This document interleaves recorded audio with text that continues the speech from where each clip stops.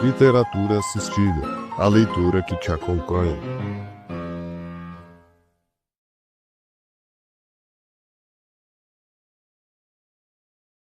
O Príncipe. Capítulo 4. Por que o reino de Dário, ocupado por Alexandre, não se rebelou contra os sucessores de Alexandre depois de sua morte?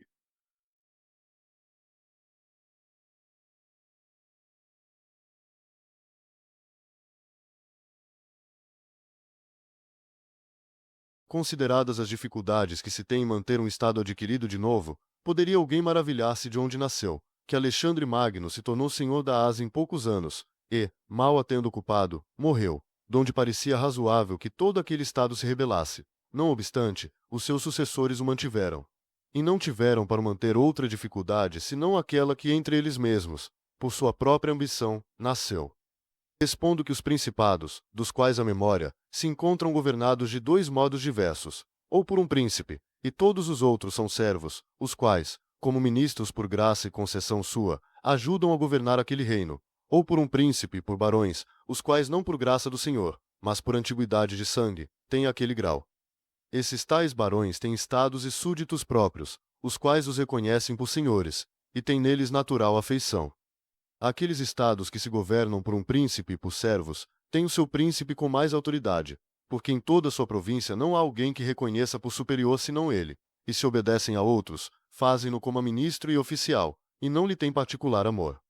Os exemplos destas duas diversidades de governo são, nos nossos tempos, o turco e o rei de França. Toda monarquia do turco é governada por um senhor, os outros são seus servos, e, dividindo seu reino em sanjacos, distritos, envia diversos administradores, e os muda e varia como lhe apraz. Mas o rei de França está posto no meio de uma multidão antiga de senhores, reconhecidos pelos seus súditos e amados por eles. Tem as suas preeminências, nem as pode o rei tirar sem seu perigo. Quem considera, portanto, um e outro destes estados, encontrará dificuldade em adquirir o estado do turco, mas, vencido que seja, é grande facilidade mantê-lo. As causas da dificuldade em poder ocupar o reino do turco são, não poder o ocupador ser chamado pelos príncipes daquele reino, nem esperar com a rebelião daqueles que têm ao redor poder facilitar a sua empresa, o que nasce das razões sobreditas. Porque, sendo todos escravos e obrigados, se podem com mais dificuldade corromper, e quando bem se corrompessem, se pode esperar pouco proveito, não podendo aqueles trazer atrás de si os povos, pelas razões assinaladas. Donde aquele que assalta o turco é necessário pensar que o há de encontrar unido, e lhe convém esperar mais nas forças próprias do que nas desordens de outros. Mas, vencido que fosse roto em campanha, de modo que não possa refazer exércitos, não se há de duvidar doutra coisa senão do sangue do príncipe, o qual, extinto, não resta alguém de quem se haja de temer, não tendo os outros crédito com os povos. E como o vencedor antes da vitória não podia esperar neles, assim não deve depois dela, temer deles. O contrário sucede nos reinos governados como o de França, porque com facilidade podes entrar neles, ganhando-te algum barão do reino, porque sempre se encontram malcontentes e daqueles que desejam inovar. Estes, pelas razões ditas, te podem abrir a via àquele estado, e facilitar-te a vitória, a qual, depois, para querer manter, traz atrás de si infinitas dificuldades, tanto com aqueles que te ajudaram como com aqueles que oprimiste. Nem te basta extinguir o sangue do príncipe, porque permanecem aqueles senhores, que se fazem cabeças das novas alterações, e, não os podendo nem contentar nem extinguir, perdes aquele estado qualquer vez que venha a ocasião. Agora, se considerardes de qual natureza de governos era o de Dário, encontrá-lo-ei semelhante ao reino do turco, e, portanto, a Alexandre, foi necessário primeiro atacá-lo todo, em batalha campal, e tirar-lhe a campanha, depois da qual vitória, estando Dário morto, permaneceu Alexandre aquele estado seguro, pelas razões acima discorridas. E os seus sucessores, se fossem Estados Unidos, poderiam gozá-lo ociosos, sem esforço. Nem naquele reino nasceram outros tumultos senão aqueles que eles próprios suscitaram. Mas os estados ordenados, como o de França, é impossível possuí-los com tanta quietação. Daqui nasceram as frequentes rebeliões de Espanha, de França e de Grécia contra os romanos, por causa dos muitos principados que havia naqueles estados, dos quais, enquanto durou a memória, sempre estiveram os romanos incertos daquela possessão. Mas, extinta a memória deles, com a potência e diuturnidade, longa duração, do império, se tornaram seguros possuidores. E puderam depois ainda aqueles, os romanos, combatendo entre si, trazer cada um, atrás de si, parte daquelas províncias, segundo a autoridade que ali tinham tomado, e aquelas, por estar extinto o sangue do seu antigo senhor, não reconheciam outros senão os romanos. Considerando, portanto, estas coisas, não se maravilhará alguém da facilidade que teve Alexandre em manter o estado da Ásia, e das dificuldades que tiveram os outros a conservar o adquirido, como Pirro e muitos outros, o que não aconteceu pela pouca ou muita virtude do vencedor, mas pela disformidade, diferença de natureza, do sujeito, objeto território. Notas de rodapé. Servos, serve, termo técnico, não significa escravos no sentido moderno, mas funcionários, administradores, ministros que dependem inteiramente da vontade do soberano, sem poder ou base de poder própria. São servos no sentido de servidores do príncipe. Barões, barone, senhores feudais com poder próprio, baseado em linhagem, antiguidade de sangue, que possuem estados e súditos que os reconhecem como senhores naturais. Natural afeição, naturalia affezione, lealdade espontânea, baseada na tradição e no vínculo senhorial, não na imposição. Sanjacos, sanjak, divisões administrativas do Império Otomano. Maquiavel usa o termo do italiano da época. Dário III, último rei aquemênida da Pérsia, derrotado por Alexandre Magno, 331 a.C., Batalha de Gaugamela. Os seus sucessores. Li successori suai. Os generais de Alexandre, os diádocos, que dividiram o império após a sua morte, Ptolomeu, Seleuco, Lisímaco, Antígono, etc. Pirro, rei do Épiro, 319-272 a.C., famoso por vencer os romanos com grandes perdas, vitória píica. Maquiavel usa-o como exemplo de conquistador que não conseguiu manter o adquirido. Diuturnidade, diuturnità, longa duração, permanência no tempo. Termo latino. Maquiavel usa para descrever o que permitiu aos romanos consolidar o domínio após a extinção da memória dos antigos senhores locais. O tempo, aqui, não é o tempo que arrasta tudo, capítulo 3, mas o tempo que consolida pela continuidade. Nota editorial. O quarto capítulo de O Príncipe representa uma mudança de perspectiva dentro da obra. Em vez de oferecer um conselho imediato ao governante, Maquiavel dedica-se a explicar um problema histórico, porque o vasto império de Dário, conquistado por Alexandre Magno em poucos anos, permaneceu sob o domínio dos sucessores do conquistador após sua morte, enquanto outros reinos conquistados rapidamente se revoltaram contra seus novos senhores. A resposta de Maquiavel se contrapõe à tradição de atribuir o sucesso ou o fracasso exclusivamente às qualidades individuais dos governantes.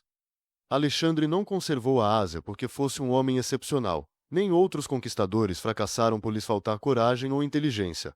A explicação encontra-se na própria estrutura política dos estados.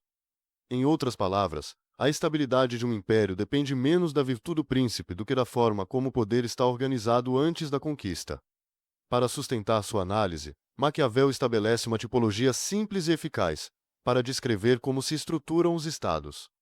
Existem, segundo ele, dois grandes modelos de organização política. O primeiro é o Estado centralizado, representado pelo Império Turco e, por analogia, pelo antigo Império Persa. Nesse tipo de regime, toda autoridade converge para um único soberano.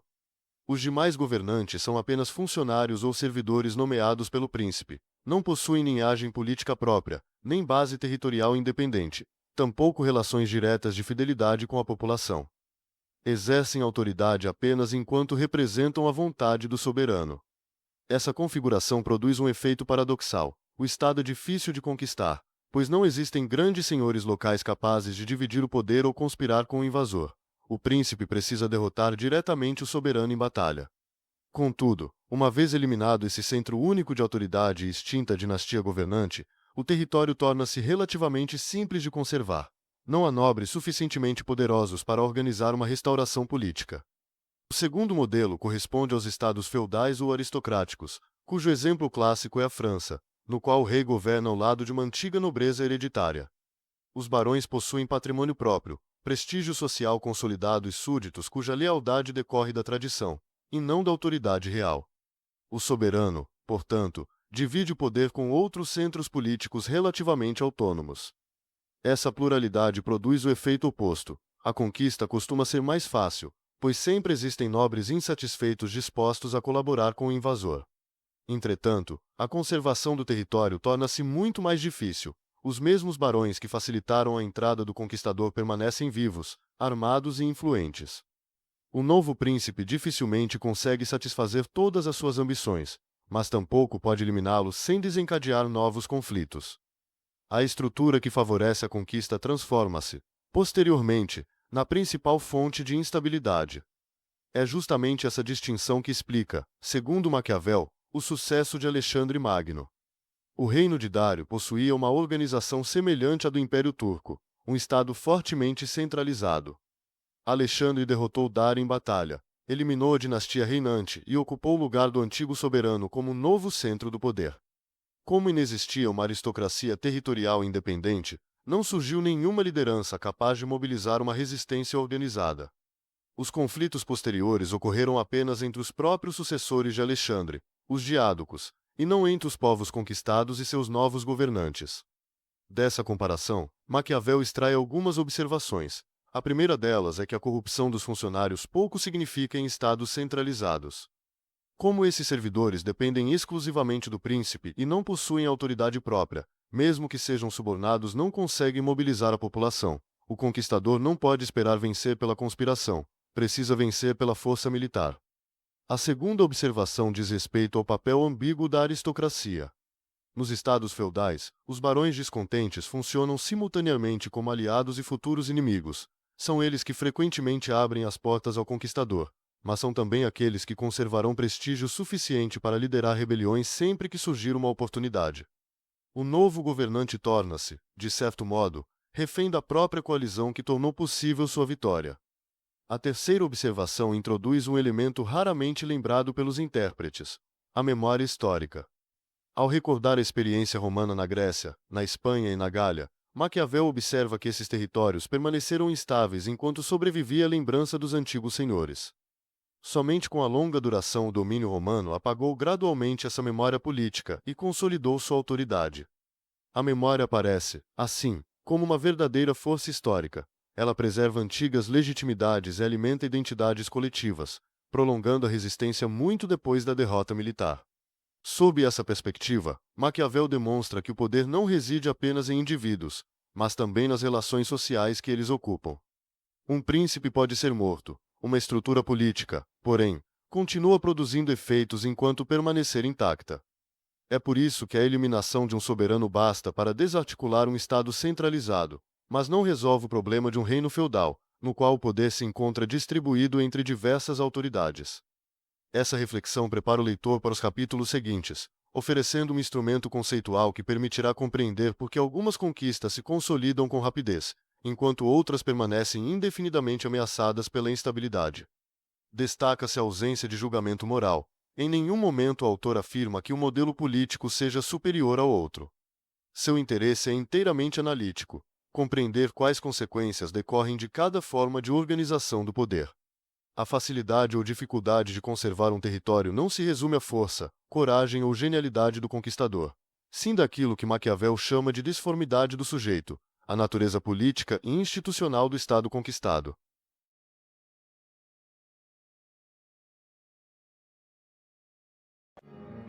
Continua no próximo capítulo. Deixe seu like, comente, compartilhe e inscreva-se. Colabore para manter esse projeto vivo. Envie um Pix escaneando o QR Code na tela. Você também pode apoiar nosso trabalho no Apoia-se. Link na descrição e no primeiro comentário fixado. Literatura assistida.